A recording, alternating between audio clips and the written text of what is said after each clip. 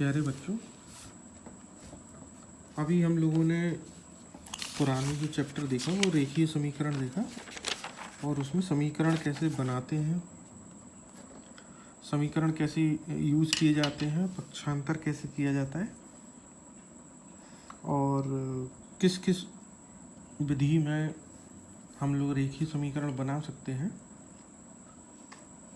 तो ये सारी चीज़ें हम लोगों ने रेखीय समीकरण वाले चैप्टर में देखी। चूँकि उसमें एक्सरसाइज बहुत ज़्यादा है प्रैक्टिस करने के लिए, तो हमने वो सारी आपके साथ शेयर की। तो इसके बाद जो अभी अगला टॉपिक है वो है आपका वाणिज्य गणित।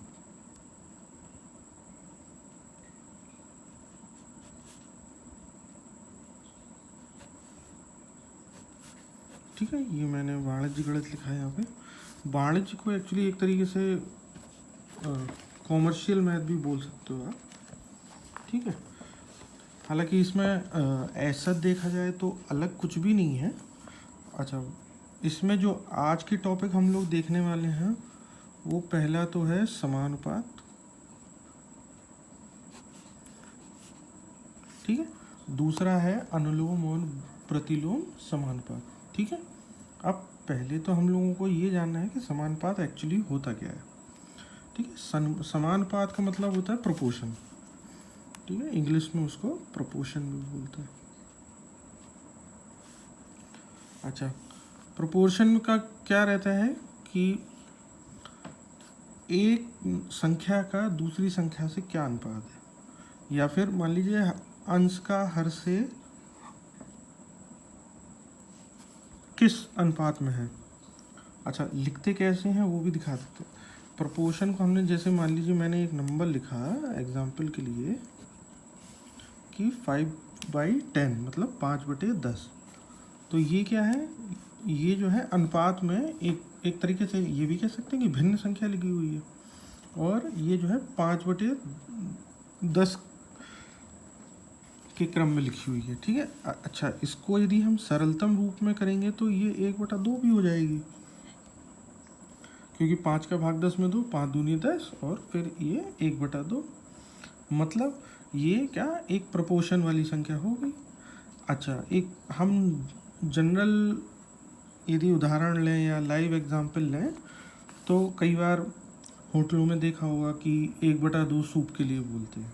ठीक है, 1/2 सूप के लिए, तो दिस इज़ 1/2 ओनली। ठीक है, आधा सूप ले आओ, आधा कटोरी आपका दूध ले आओ, या आधा ग्लास आपका दूध ले आओ, या आधा कप आपका चाय ले आओ। तो वो क्या अनुपात होता है, जो कि कुल अनुपात एक के कंपैरिजन में निकलता है। एक से ज़्यादा कभी नहीं हो सकता है। ठीक है, अच्छा, हम इसको और भी लिख सकते हैं। इसको हमने जैसे मान लीजिए 4/8 भी लिखा है, तो ये क्या हो गया, तो भी 1/2 हो जाएगा, क्योंकि 4 दूनी 8 भी होता है। ठीक है, तो ये क्या अनुपात क्या है, समान अनुपात है। ठीक है, हम कोई भी संख्या ले सकते हैं, छोटी हो या बड़ी हो। ठीक है, अच्छा, इसको हम क्या कर सकते हैं कि जैसे मान लीजिए इन दोनों का ही मैं एग्जाम्पल एक तरीके से ले लेता हूँ। इनको हम ऐसे भी लिख सकते हैं अनुपात को कि 5 आपका कॉलन 10, इसको कॉलन बोलते हैं। ठीक है, तो 5/10 और फिर मैंने यहाँ पे भी लिखा मान लीजिए 4/8। ठीक है, यदि मैं ये आपका जो मध्य पद है और जो आपका बाह्य पद है, इसको हम मध्य पद भी बोल सकते हैं, इसको हम बाह्य पद भी बोल सकते हैं। तो यदि मैं इसका गुणा करूं तो ये कितना आ रहा है, 10 × 4 = 40, और ये कितना आ रहा है, 5 × 8 यानी कि 5×8 = 40। तो आप यहाँ पे देखोगे ये और ये समान अनुपात में है।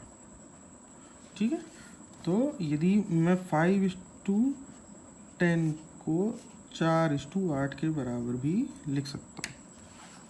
ठीक है, ये केवल अनुपात समझने के लिए है कि अनुपात कैसे हम या तो दर्शाएंगे और अनुपात को हम कैसे समझेंगे। ठीक है, सरलतम रूप में बदल के और आसानी से समझा जा सकता है। ठीक है, अब आगे देखते हैं। तो आगे हमारा जो समानुपात में ही दो हिस्से हैं। एक है पहला कि अनुलोम समानुपात।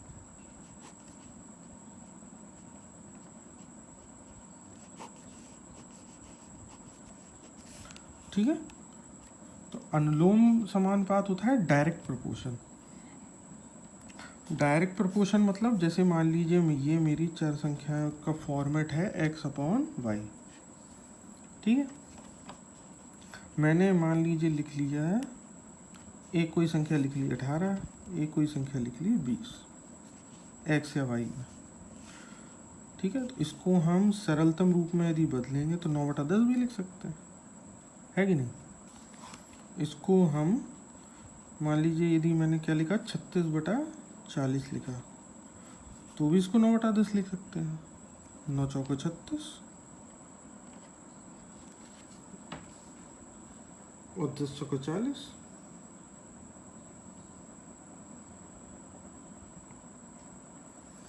ये 4 9 36, 4 धाम 40। ठीक है, तो भी हम 9/10 लिख सकते हैं।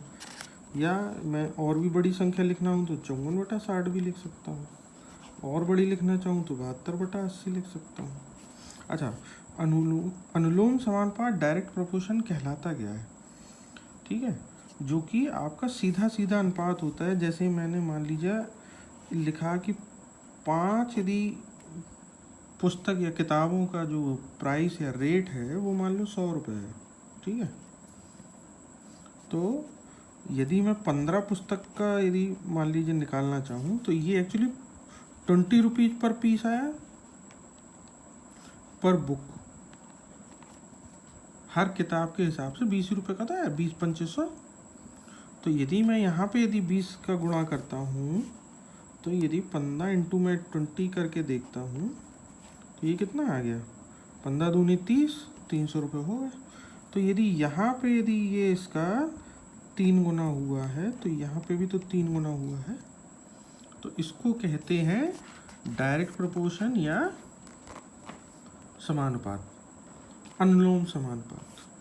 ठीक है, जैसे मैं और भी चीज़ें बोल सकता हूँ कि मैं 1-2 एग्जांपल और भी लेता हूँ। ठीक है, तो एक एग्जांपल और लिया मैंने कि मान लीजिए पेंसिलों की संख्या 18 की 3 गुनी होने पे उसका मूल्य जो है कितने गुना होगा। ये एक हमारे क्वेश्चन है। कितना, जो हमारा पेंसिलों की संख्या है, मैं लिख देता हूँ, ये क्या है 18 है। ठीक, इसकी 3 गुनी होने पे उनका रेट कितना होगा। तो 3 गुने का रेट हम कैसे निकालेंगे, 8 या 24 पे 3 एकम 3 2 और 1 5, या फिर सीधा सीधा करो 18 3 54। तो उनका जो रेट आएगा वो 3 गुने के हिसाब से आएगा। ठीक है, यदि मैं मान लेता हूँ कि 18 जो पेंसिल हैं उनका रेट हमने 18 कर दिया, 18 रुपये, मतलब 1 रुपये की एक पेंसिल। ठीक है, तो फिर हम यदि इसको 3 गुना कर रहे हैं मतलब 18 3 54, 54 पेंसिल का, तो इधर भी 18 3 54 हो जाएगी। ठीक है, समान अनुपात में बढ़ेगी। इसी को ही हम अनुलोम समानुपात कहते हैं, डायरेक्ट प्रोपोर्शन। ठीक है, अब दूसरा है प्रतिलोम समानुपात। ठीक, तो प्रतिलोम समानुपात कैसे होएगा उसका भी बता देते हैं।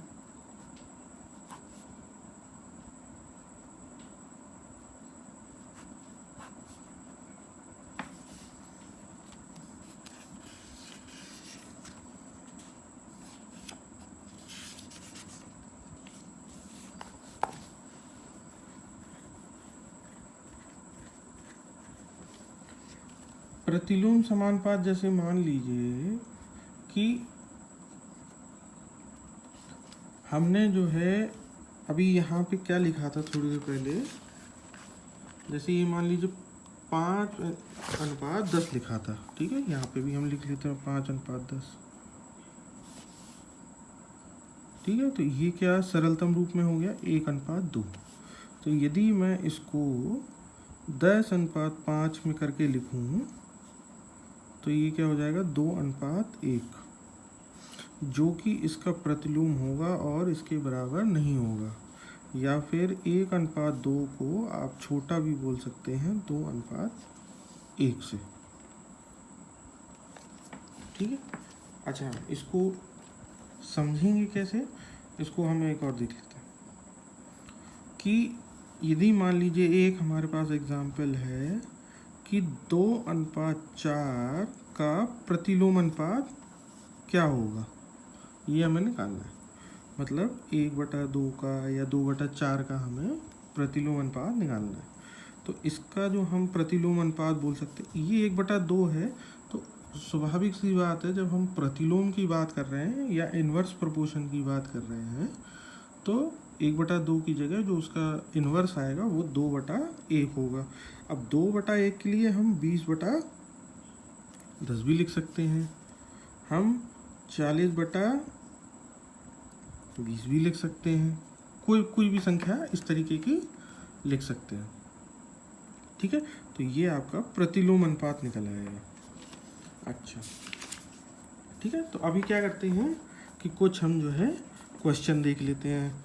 एक क्वेश्चन है, मान लीजिए ये आपका अनुलोम समानुपात का लेते हैं कि जैसे मान लो 6 पेन का या कलम का जो रेट है वो क्या है आपका 24 रुपये।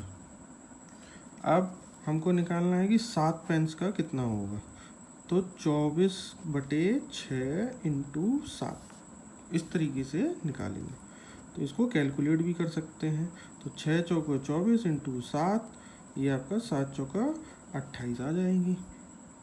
मतलब ये जो है 6 चौको 24 हुआ, मतलब 4 गुने दाम पे हुई। ये इधर 7 चौके 28, ये भी 4 गुने दाम पे हुई। आप यदि 8 का निकालोगे तो 8 चौको 32, वो भी 4 गुने दाम पे हुई। तो ये जो है आपका क्या कहलाएगा, डायरेक्ट प्रोपोर्शन, यानी कि अनुलोम समानुपात, ठीक है।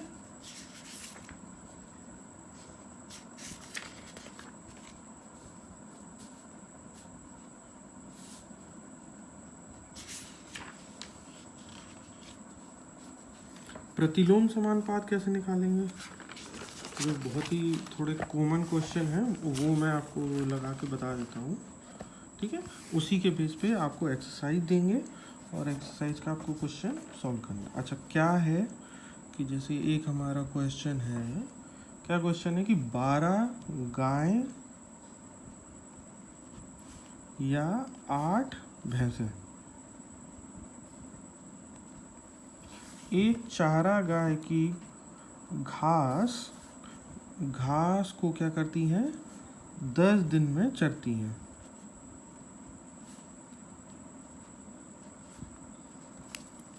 ठीक है।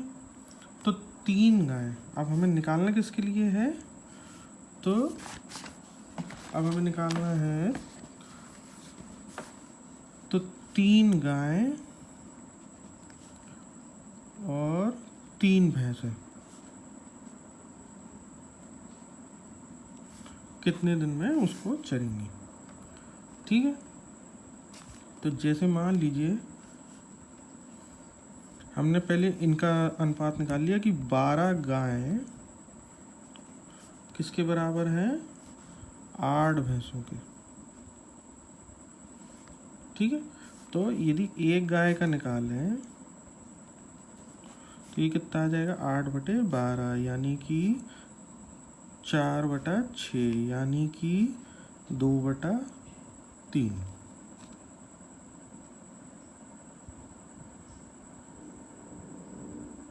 ठीक है। तो ये आ गया, मतलब 3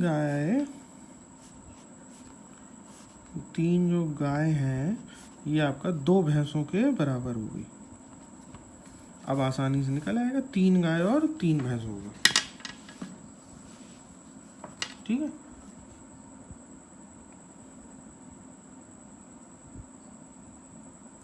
तो 3 गाय हमारी 2 भैंसों के बराबर है। यहाँ 3 गाय और 3 भैंस है, तो 3 गाय की जगह पे हम क्या लिख सकते हैं, 2 भैंसें और 2 भैंसें, 3 भैंसें। तो ये टोटल कितना हो गया, 5 भैंसें। ठीक है, अब 5 भैंसें उस चारे को कितने दिन में चरेंगी, मतलब यदि 8 भैंसें घास चरती हैं कितने दिन में, 10 दिन में। तो अब 5 भैंसें कितने दिन में चरेंगी, यहाँ पे एक एक नियम लगता है, मतलब 10/8, और अब 5 के लिए निकालना है तो 5 यहाँ ऊपर आएगा। ठीक है, तो ये कितना होगा, ये हो गया आपका 50 और ये हो गया आपका 8। इसको और सरल करेंगे तो मान लीजिए 2 से यदि भाग दे दिया तो 25/4। ठीक है,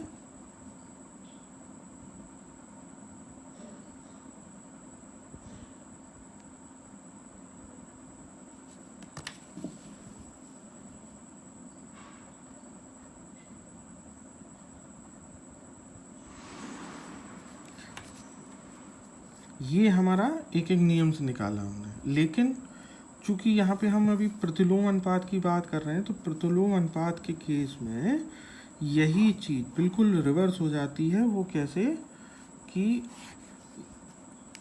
8 भैंसें सिर्फ 5 भैंसें हुई, ठीक है, तो भैंसें जब कम हुई तो दिन हमारे बढ़ेंगे, करेक्ट है। तो इसको फिर हम कैसे लिखेंगे कि हमारा 8:5 है, तो x/10 होगा। इसको हम ऐसे भी लिख सकते हैं।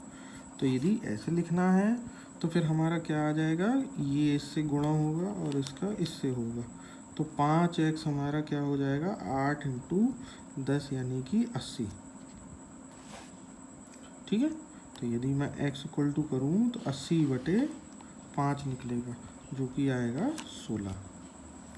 ठीक है, तो यहाँ पे आप देखोगे तो 3 गाय और 3 भैंस दिन, ये आपका जो है, जब जानवरों की संख्या कम हो गई तो दिन जो है उस घास को चरने के लिए बढ़ जाएंगे।